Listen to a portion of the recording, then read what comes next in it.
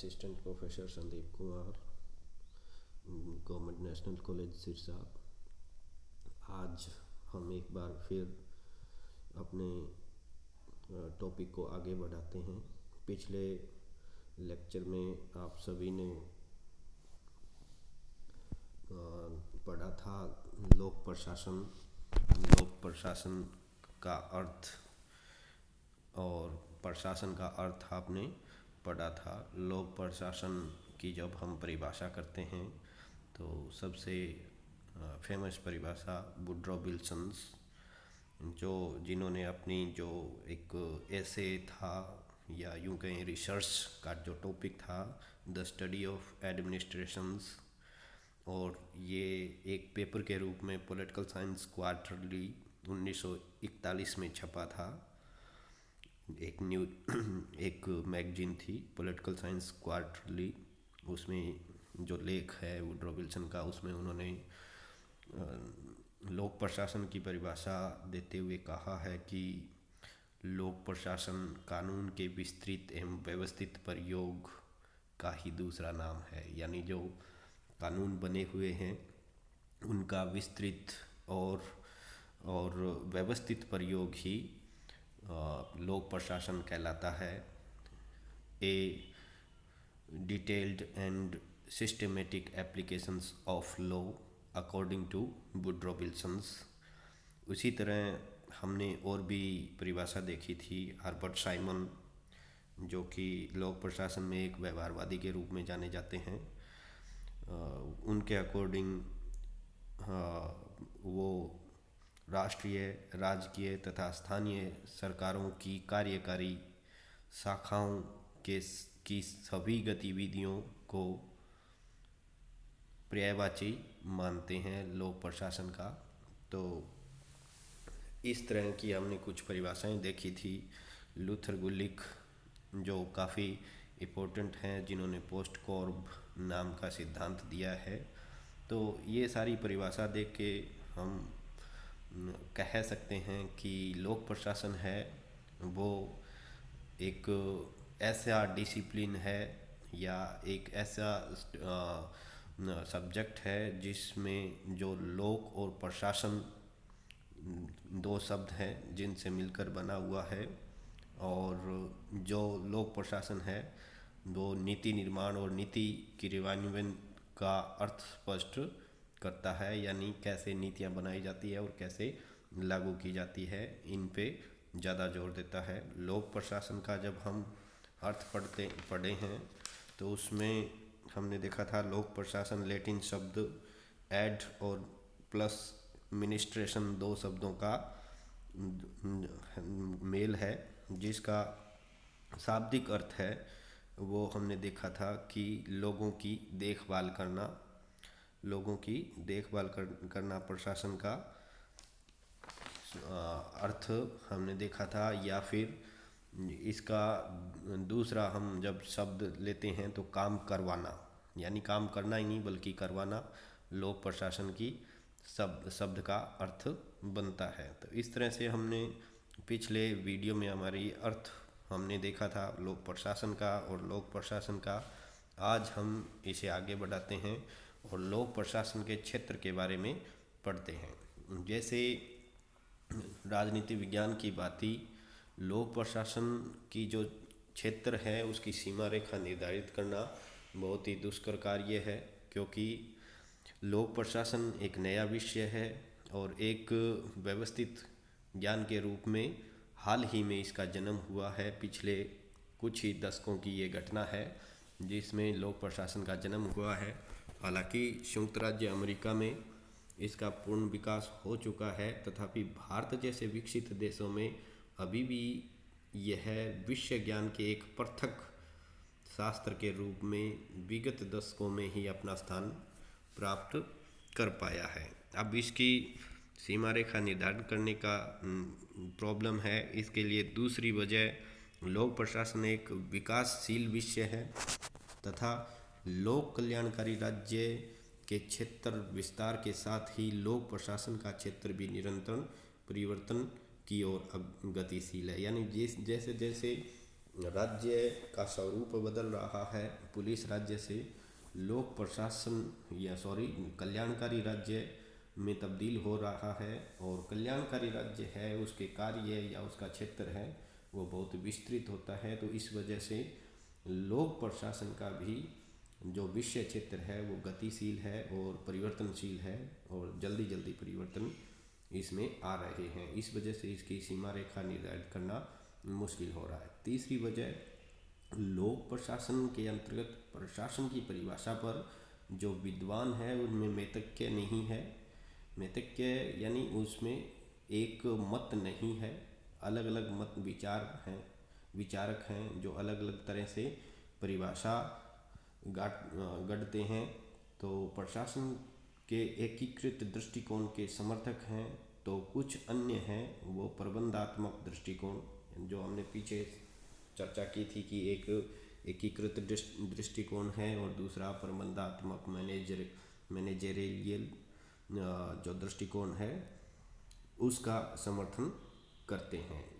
इन तीन वजह की वजह से हम लोक प्रशासन का क्षेत्र है उसको डिसाइड नहीं कर पाए हैं, लेकिन फिर भी कुछ ऐसी चीज़ें हैं जिनको लेकर विचारकों का जो मत है वो काफ़ी कुछ मिलता है और वो इस पे सहमत हैं। तो ये कुछ चीज़ें हैं जो हमें इसके विषय क्षेत्र को निर्धारित करने में सहायता करती है। इसमें हम तीन चीज़ें लेंगे या तीन विचारधाराएं लेंगे, जिसमें पहली विचारधारा पोस्ट कॉर्ब विचारधारा है, दूसरी विचारधारा है वो विषय वस्तु की विचारधारा है, और तीसरी परिभाषा है वो है समाज शास्त्रीय एवं मनोवैज्ञानिक विचारधारा। तो सबसे पहले हम पोस्ट कॉर्ब, जो मैंने पहले भी आपको पिछले वीडियो में बताया था, पोस्ट कॉर्ब जो एक इंग्लिश शब्द है जो कुछ शब्दों से मिलकर बना हुआ है। तो इसके जो प्रमुख प्रवर्तक हैं या जो लेखक हैं वो लूथर गुलिक हैं, जिन्होंने पोस्ट कॉर्ब दिया है, और ये एक संकीर्ण विचारधारा का पोषक है।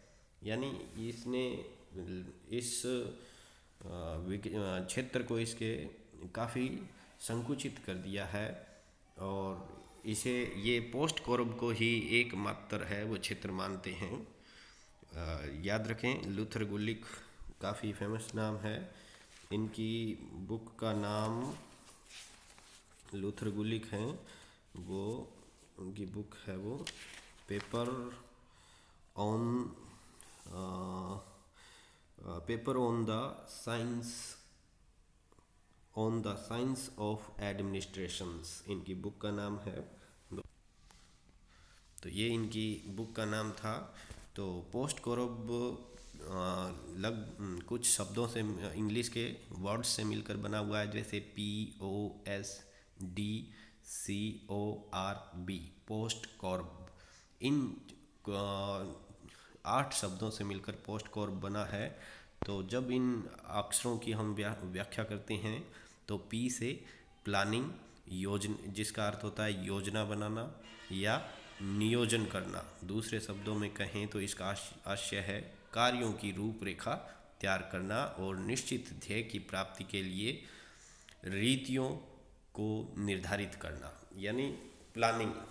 जब कोई भी हम काम करने की सोचते हैं तो सबसे पहले उस काम के बारे में अपने को प्लानिंग करनी पड़ती है। जैसे हम एक मकान बना रहे हैं तो मकान के लिए पहले हमें प्लानिंग करनी पड़ती है कि हमें किस तरह का मकान बनाना है, यानी एक तरह का मैप पहले तैयार करना पड़ता है। तो उसी तरह P फॉर प्लानिंग। दूसरा O ऑर्गेनाइजेशन।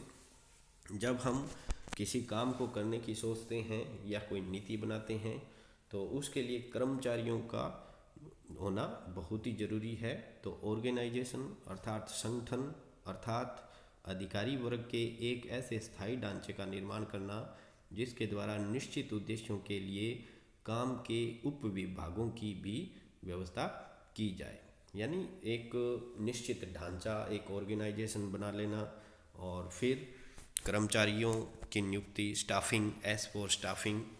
यानी एक ऑर्गेनाइजेशन यानी एक अकेला चना भाड़ नहीं फोड़ता, उसी तरह किसी भी काम करने के लिए एक ऑर्गेनाइजेशन की ज़रूरत होती है। तो कुछ सदस्यों या कुछ मेंबर्स को मिला के एक ऑर्गेनाइजेशन का होना ज़रूरी है, और वो ही ऐसा ऑर्गेनाइजेशन ही किसी काम की कसौटी होता है। यदि ऑर्गेनाइजेशन अच्छा है तो काम भी अच्छा होगा। एज फॉर स्टाफिंग, कर्मचारी संगठन या कार्मिक संगठन या कर्मचारियों की व्यवस्था करना।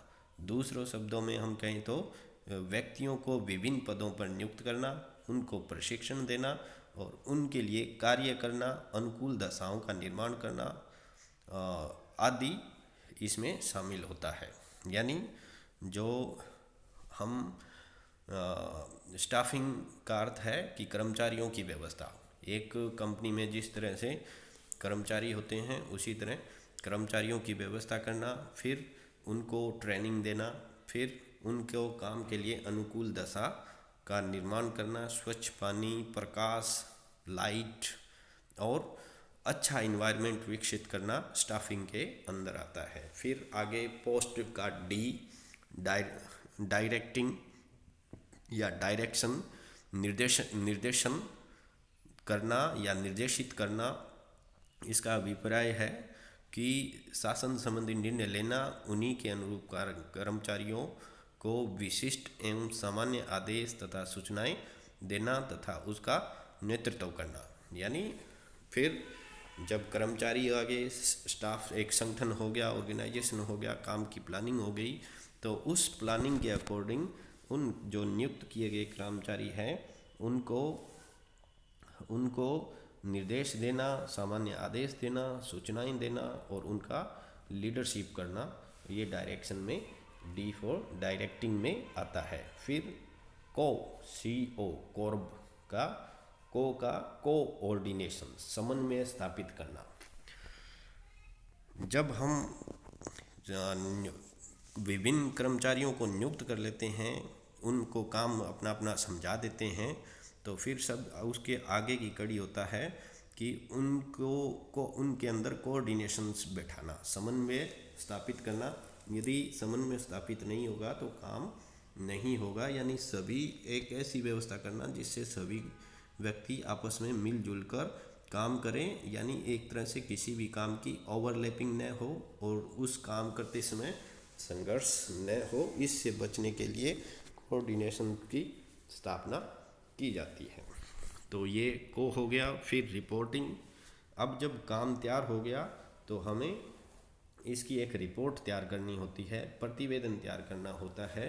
आर से रिपोर्टिंग होगा, क्योंकि उन लोगों को जो हमने काम करवा रहे हैं या फिर जिनके प्रति हम कार्यपालिका उत्तरदायी होती है, उनको हमें रिपोर्ट करना होता है ताकि निरीक्षण किया जा सके, अनुसंधान, अभिलेख आदि काम किए जा सकें। इस प्रकार की सूचनाओं का संग्रह, एक प्रकार से सूचनाओं का संग्रह करना ही रिपोर्टिंग कहलाता है। फिर बजट तैयार करना, यानी बगैर वित्तीय प्रशासन के या वित्तीय प्रशासन के बगैर कोई काम नहीं होता। तो इसके अंतर्गत वित्तीय योजनाएं तैयार करना, हिसाब किताब रखना, प्रशासकीय विभागों को वित्तीय साधनों के द्वारा अपने नियंत्रण में रखना आदि।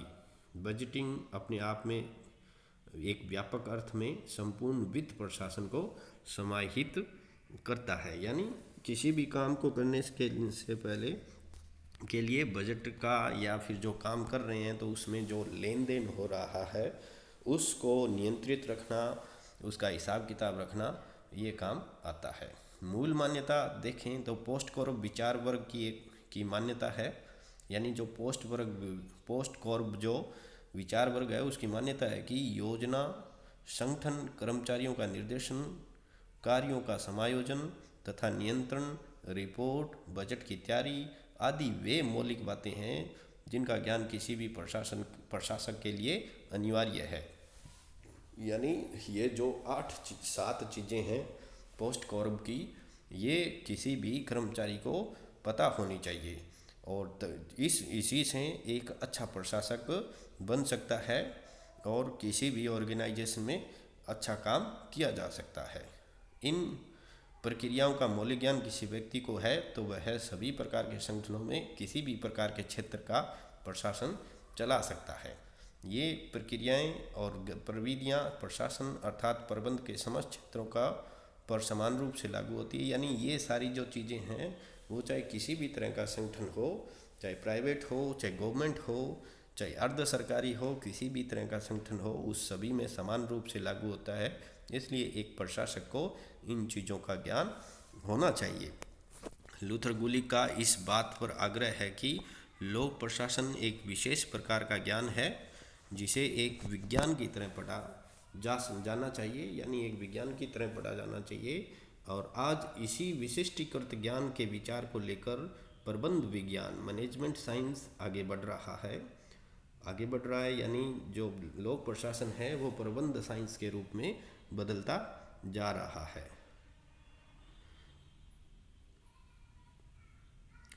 इसकी आलोचना भी की जाती है।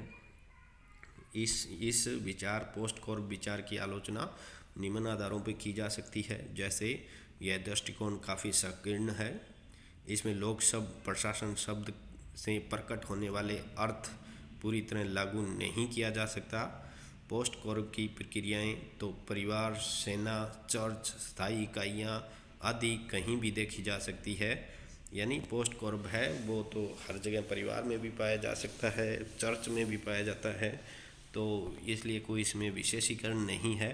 अतः संगठन चलाने का विशेष ज्ञान लोक प्रशासन नहीं हो सकता। यानी परिवार भी एक तरह का ऑर्गेनाइजेशन होता है, उसको भी चलाया जाता है, भले ही पोस्ट कॉर्ब की ज्ञान का होना न होना मायने नहीं रखता है। दूसरा, इस संकीर्ण क्षेत्रवादी दृष्टिकोण में यह कमी है कि संदर्भ का ध्यान नहीं रखता, यानी संदर्भ रेफरेंस का ध्यान इसमें नहीं रखा जाता। लोकहित, लोक कल्याण, लोक उद्देश्य का ध्यान पोस्ट कॉर्ब की गतिविधियों के लिए आवश्यक है। यानी इन चीज़ों का भी लोक उद्देश्य, लोक कल्याण का भी ज्ञान होना चाहिए, लेकिन इसमें ऐसा कुछ नहीं है। मौलिक ज्ञान अपूर्ण और हानिकारक हो सकता है, यानी जो रेफरेंस से बाहर का ज्ञान होता है वो हानिकारक हो सकता है। पोस्ट कॉर्ब दृष्टिकोण लोक उद्देश्य की चर्चा नहीं करता है, अतः इस तरह का लोक प्रशासन संपूर्ण क्षेत्र नहीं है। यानी इसमें मौलिक उद्देश्यों की या लोक उद्देश्यों की चर्चा नहीं की गई है। तो इस तरह की कुछ इसमें इसकी आलोचना भी की गई है। और अंत में कहा जाए तो प्रशासन एक मानवीय कला है, एक सामाजिक विज्ञान है जिसमें केवल नट और बोल्ट का रूप नहीं दिया जा सकता। यानी कुछ नट्स और बोल्ट्स का इसमें स्क्रू का काम नहीं है। वस्तुतः पोस्ट कॉर्ब की क्रियाएं प्रशासन नहीं बल्कि यंत्र मात्र मानती है या यंत्र मात्र है। दूसरा, अब हमारा दूसरा जो विचारधारा है पाठ्य विषय संबंधी विचारधारा, लेविस मेरियम इसके प्रवर्तक हैं। लेविस मेरियम का नाम भी बहुत ही आदर के साथ लोक प्रशासन में लिया जाता है। लेविस मेरियम ने कैंची के दो फलक के रूप में पाठ्य विषय संबंधी जो विचार अपने रखे हैं वो ये मानते हैं कि पोस्ट कॉर्ब है वो बहुत संकुचित क्षेत्र है और विषय की दृष्टि से इसमें निर्धारित नहीं किया जाना चाहिए, तकनीकी दृष्टि से नहीं। लेविस मेरियम एक ऐसा ही लेखक है जो एक कैंची की दो फलकों की तरह लोक प्रशासन के क्षेत्र के विषय और तकनीकी दोनों को स्थान देता है। यानी पोस्ट कॉर्ब है वो केवल तकनीकी पर ध्यान देता है, विषय वस्तु पर ध्यान नहीं देता है। लेकिन जो पाठ्य विषय लेविस मेरियम वाला है ये तकनीकी और विषय ज्ञान दोनों को बराबर महत्व मानता है।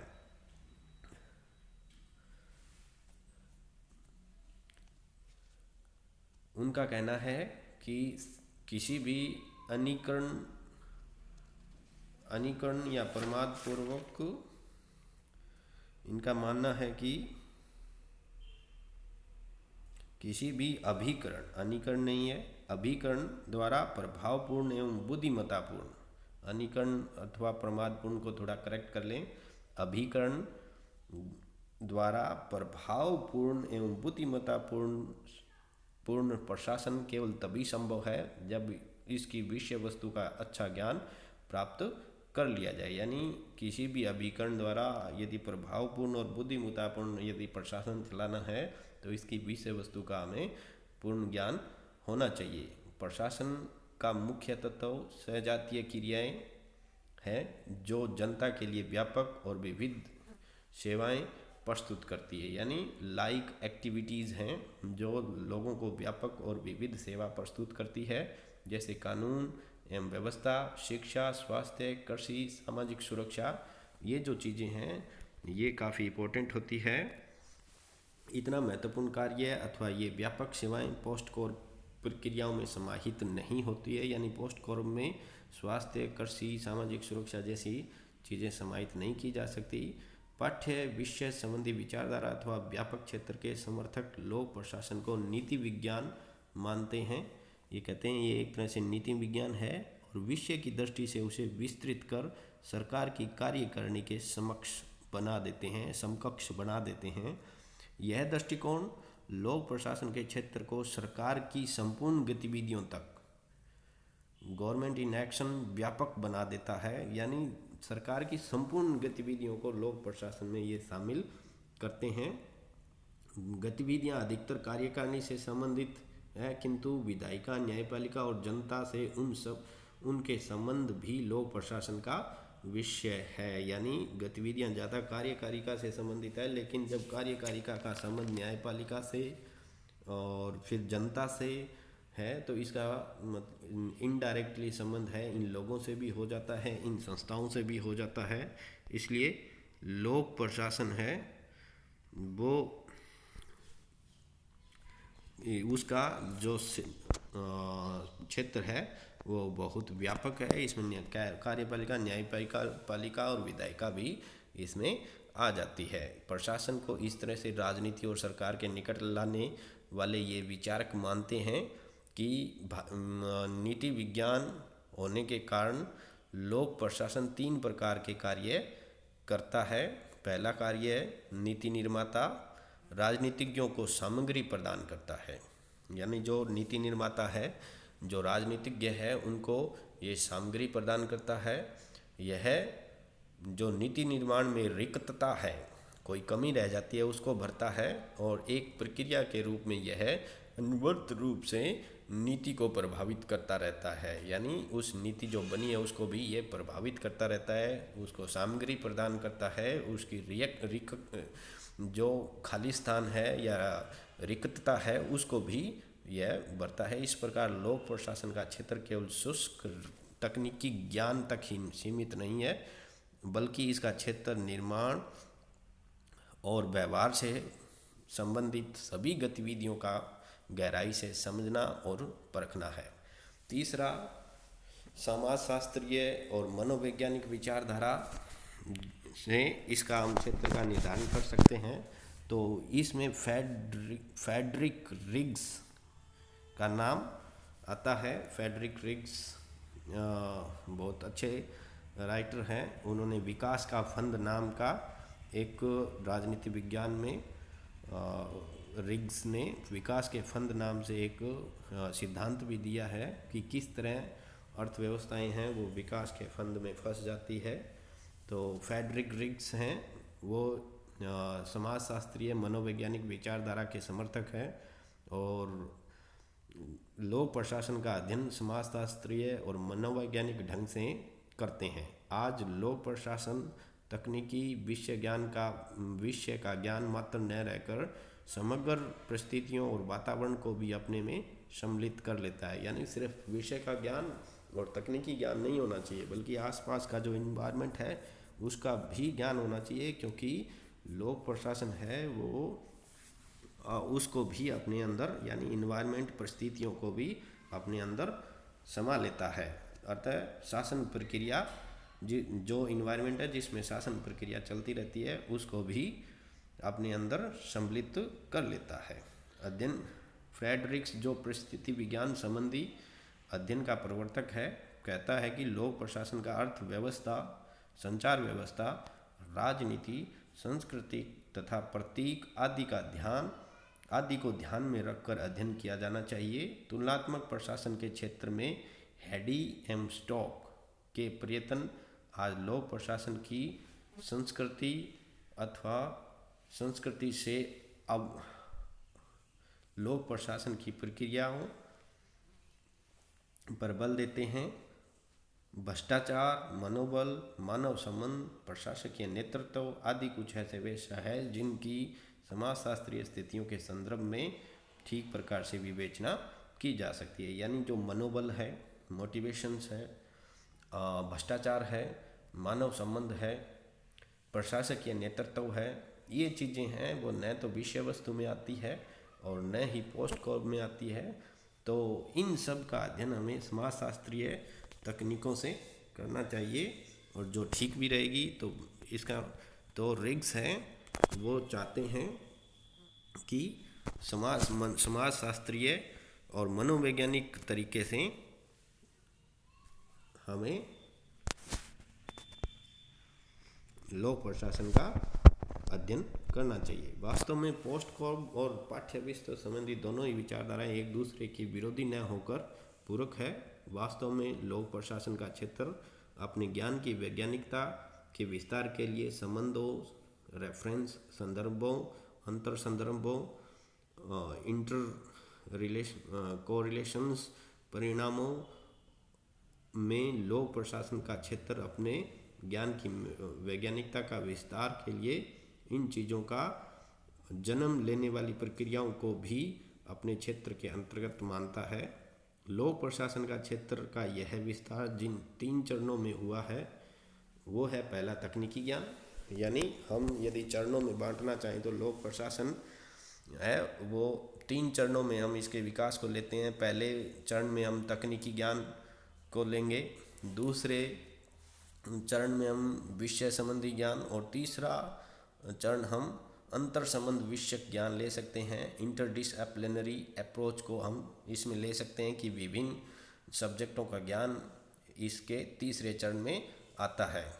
और संगठन, नौकरशाही, सेवी वर्ग की समस्याओं तथा वित्त प्रशासन का जब लोक प्रशासन के अंतर्गत अध्ययन किया जाता है तो यह अध्ययन केवल सैद्धांतिक न होकर इस दृष्टि से किया जाने लगता है कि इन सिद्धांतों पर राजनीतिक, सांस्कृतिक और क्षेत्रीय विषय के विशेषीकरण का प्रभाव पड़ा है। यानी जब हम नौकरशाही, सेवी वर्ग की समस्याएं, वित्त प्रशासन आदि ऑर्गेनाइजेशंस का अध्ययन करते हैं तो यह अपने क्षेत्र को और विकसित करता हुआ पॉलिटिकल साइंस, ज्योग्राफी और इकोनॉमिक्स जैसे अन्य जो शास्त्र हैं उन तक पहुंच जाता है। कुल मिलाकर लोक प्रशासन का क्षेत्र आज इतना विस्तृत हो गया है कि उसमें आज सरकार की सारी गतिविधियां, राजनीति के सारे अंतर संबंध समा जाते हैं। क्षेत्र की दृष्टि से आज व्यक्तिगत और सार्वजनिक, प्राइवेट एंड पब्लिक एडमिनिस्ट्रेशन का अंतर भी गौण हो गया है। यानी आज इससे आगे बढ़ चुका है।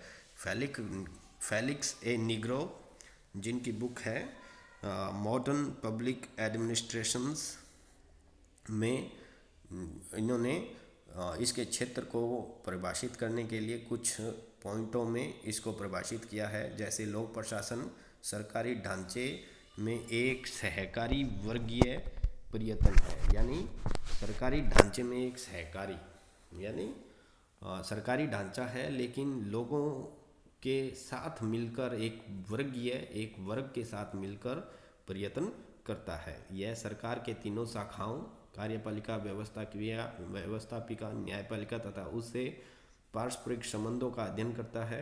यह सरकारी नीतियों के निर्माण में महत्वपूर्ण योगदान देता है और इस तरह राजनीतिक प्रक्रिया का भी एक अंग बन जाता है। यह नीति प्रशासन से संबंधित महत्वपूर्ण है और बहुत कुछ उससे भिन्न भी है। यानी ये नीति प्रशासन से अधिक महत्वपूर्ण है और उससे अलग भी होता है। अध्ययन एवं प्रयोग के क्षेत्र में हाल ही के वर्षों में यह मानवीय तत्व संबंधी दृष्टिकोण से बहुत प्रभावित हुआ है, यानी ह्यूमन नेचर, मानव व्यवहार का भी इसमें अध्ययन किया जाने लगा है, उससे भी ये काफ़ी प्रभावित हुआ है। समाज को सेवाएं प्रदान करने में यह अनेक निजी व्यक्तियों और वर्गों से घनिष्ठ रूप से संबंधित है, यानी जब समाज को ये सेवा प्रदान करता है तो ये निजी व्यक्तियों और वर्गों से भी घनिष्ठ रूप से संबंधित हो जाता है। ये 6 टॉपिक के थ्रू फेलिक ए निग्रो ने इसको परिभाषित करने की कोशिश की है।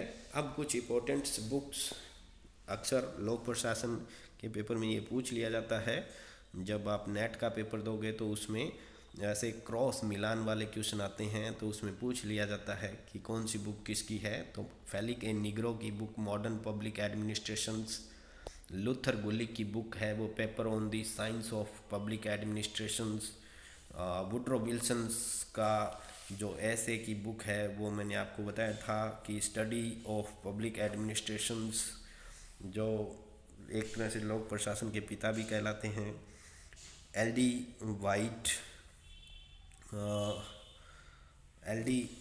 वाइट की भी बुक है, वो काफ़ी इम्पोर्टेंट है।